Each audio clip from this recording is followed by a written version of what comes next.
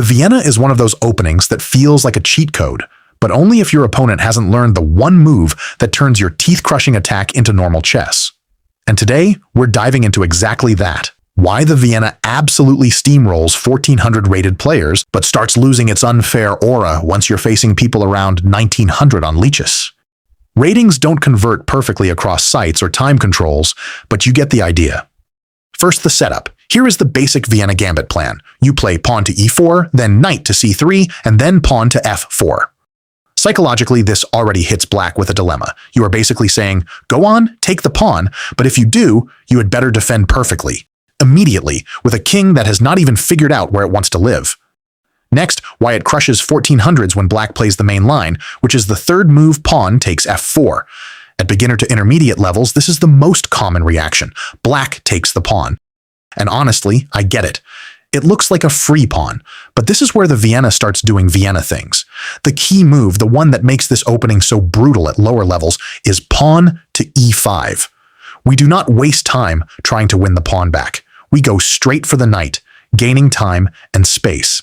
And here is the fun part. That knight often has nowhere good to go. On Lichess, this exact position appears constantly in sub-1800 blitz and bullet. Black's knight usually goes knight to f6 and then right back to knight to g8. That is 2 free tempos for white, and in gambits, tempos are basically currency.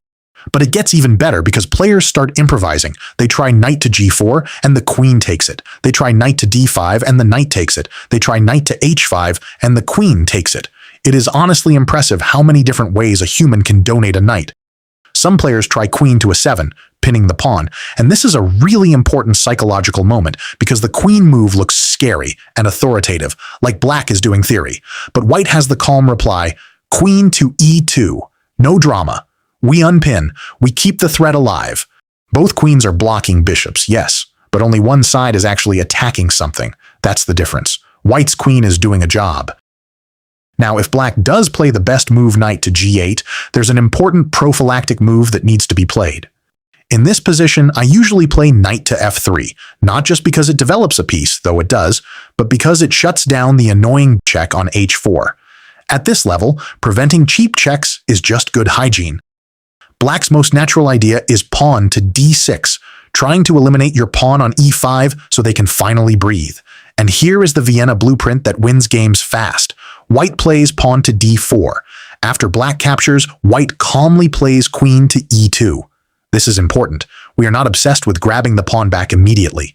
We are saying, I am going to take on f4, I am going to castle long, and you are going to suffer on open files while your pieces are still in their boxes. Now, a game example from around 1400 blitz on Lichess, showing why it crushes. We follow the blueprint, and now black has to be careful. The best defensive try is usually bishop to e7, because it hits your bishop and slows down long castling, but black plays bishop to e6 instead. And here is the educational point. When you are behind in development, you do not get to make nice-looking developing moves. If you try, you get forked, pinned, or steamrolled.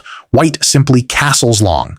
The rooks connect, the king is safe, and black still has not solved their basic problems. Then comes the classic.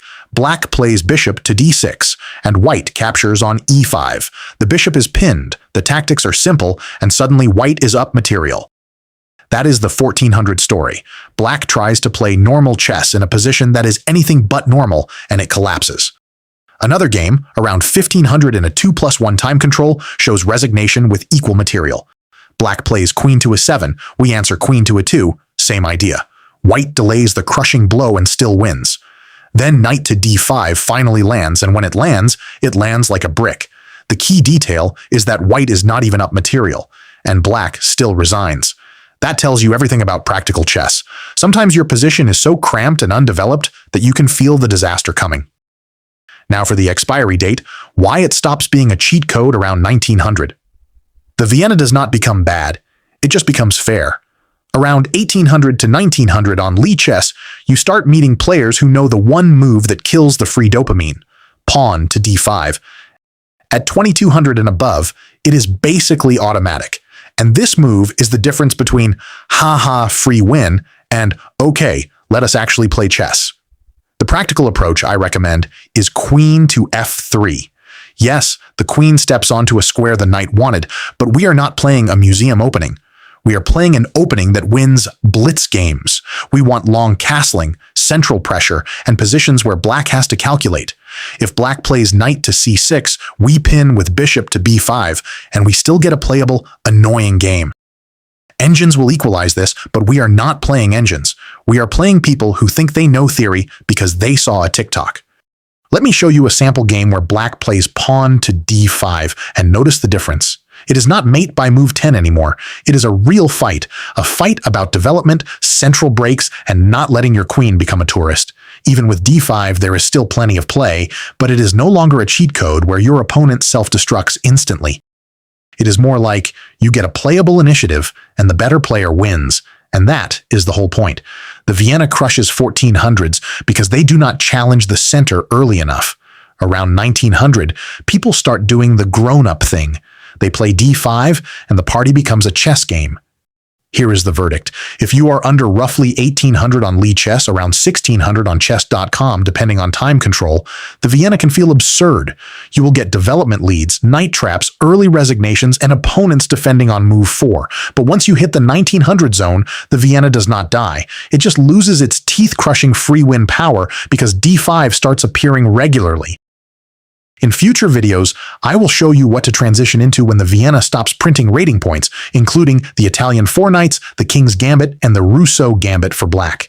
If you want that, subscribe and tell me your rating and time control in the comments so I can tailor the next one.